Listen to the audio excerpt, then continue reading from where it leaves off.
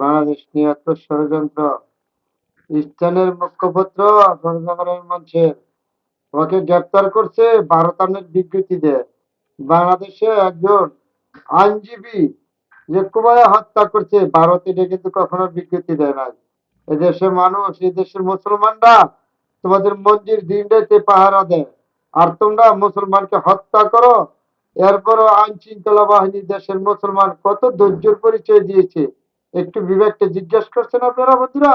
দেখেন, ভারত চায়নার মুখ্যমন্ত্রী গ্রেপ্তার করার ষড়যন্ত্র কারণে তাকে ভারত পররাষ্ট্র মন্ত্রণালয় বিবৃতি দেয়।